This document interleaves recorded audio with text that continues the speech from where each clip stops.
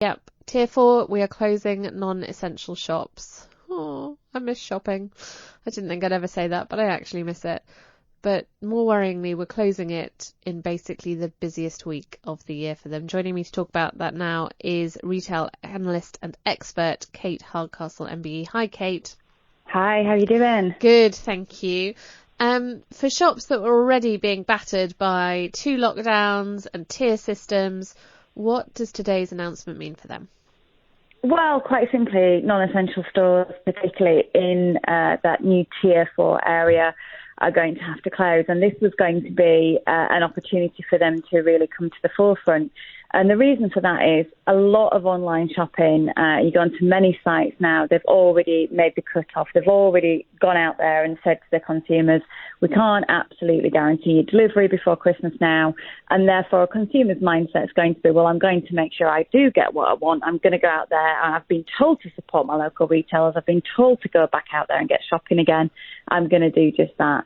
So we're going to have a lot of people. And you know, a lot of this, Harriet, it's not just people who aren't well planned. It's not a case of people haven't just, they decided to leave it to the last minute. This is a lot to do with finances. A lot of people will have been paid yesterday. A lot of people will be trying to stretch the budget as far as it possibly can go. So we can't look at people thinking, well, you should probably start shopping in September. This can sometimes be a case of absolute need and necessity. And unfortunately, we now are hearing that there are crowds gathering in shops and that there are some already uncomfortable situations because these stores are going to have to close and people don't feel they've got what they need to be ready for Christmas.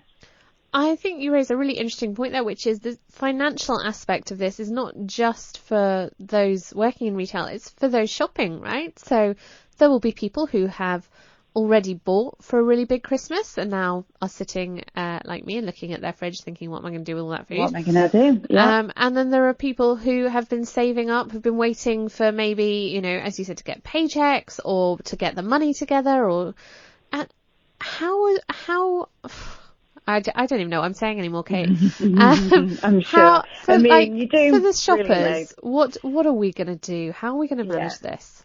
Yeah, this is such a hard time for everyone, and it's come so quickly, and everyone's still sort of adjusting and getting their heads around it. I mean, for me, obviously, I've been tracking the retail and business scene since February and trying to understand every single part of that, from the panic buying in the supermarkets that probably was more realistically down to the fact that people were just buying a little bit more than extra, just to make sure they weren't caught out, right through to the stores opening and closing and opening again. I mean, that accordion idea for a small independent stores just been heartbreaking. And then if you actually layer into that, not just the closing and opening or trying to transition your business online, but the safety equipment, the training, the fact that, we see queues outside stores and we might think all is saved, but actually those queues could be created because there are safety measures in place, which means big store environments even have to have a very limited capacity, that stores are almost playing catch up.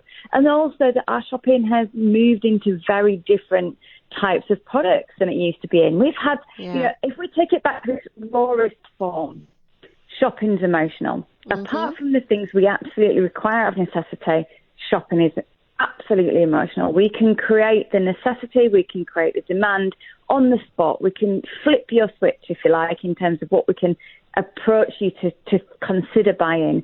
And so we shop differently in stores than we buy online.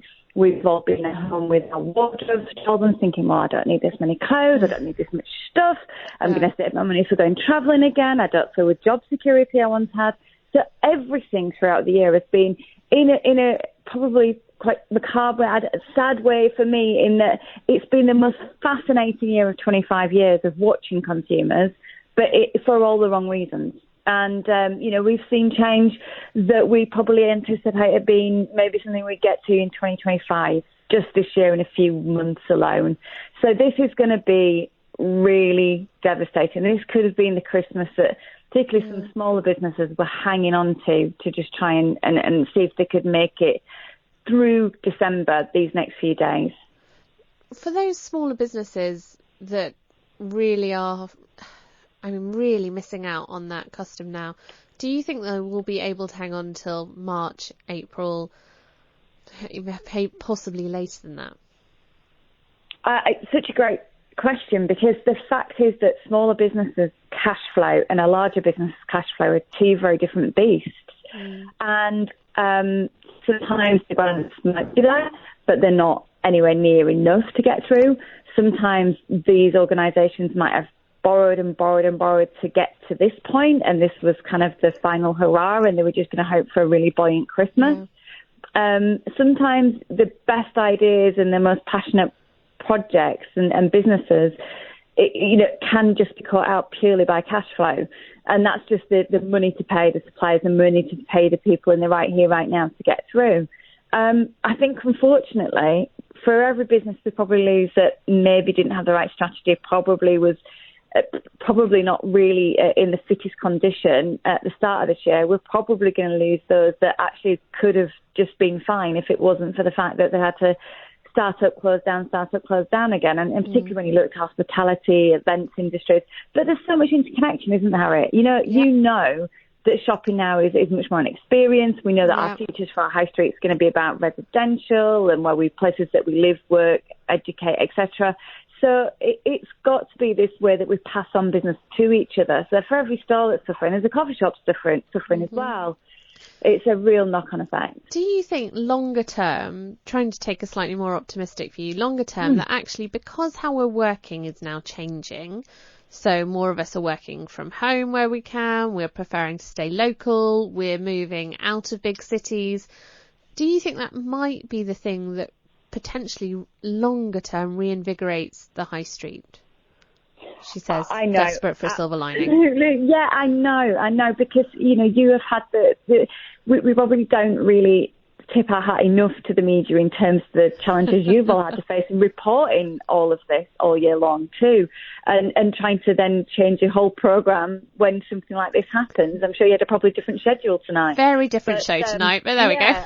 I bet. So credit and kudos to you guys. But I think if we really want something positive to hold on to, a bit of candlelight, because it is hard, more of us had conversations about shopping environmentally and ethically at the beginning of the year. That tapered off a little bit, but I think that will come back with resurgence. I think that a lot of us had conversations, and we know this from metrics on social media, etc., about supporting local, shopping local, buying more thoughtfully, and I think that will come good. I think we will see a vibrancy through our retail in still bricks and mortar form as well as e-commerce that will be a better balance between bigger and smaller businesses, and to that we will all benefit in the longer term. The very sad thing is the reconditioning of the high street and the change is going to look really unpleasant because of the speed of it all. If it could have been done over a slower pace, I don't think it will.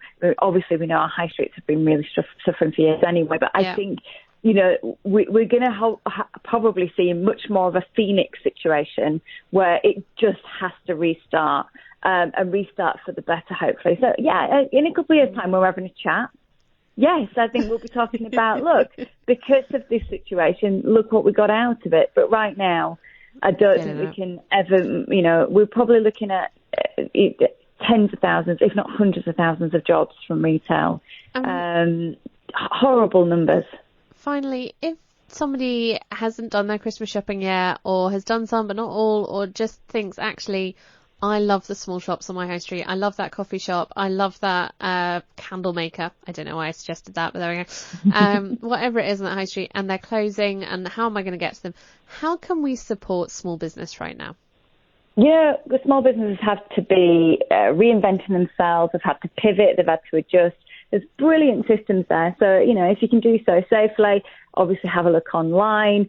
A lot of them have got QR codes in the windows that you can scan and shop. They'll still offer click and collect services. They will be inventive. They will be trying to do everything they can to modify their business to find ways to capture you. So all I would say is just be a little bit more patient. It's so easy for us to maybe use big online stores almost like a Google search engine system, and kind of like think, well, this is the be-all and end-all of my search. Just maybe put an extra 5 minutes into your shopping and you might help a business survive. Yeah. Kate, thank you so much for joining us, and fingers crossed we're talking in a couple of years and it's all looking rosy. Kate Hardcastle there talking about the impact on the retail sector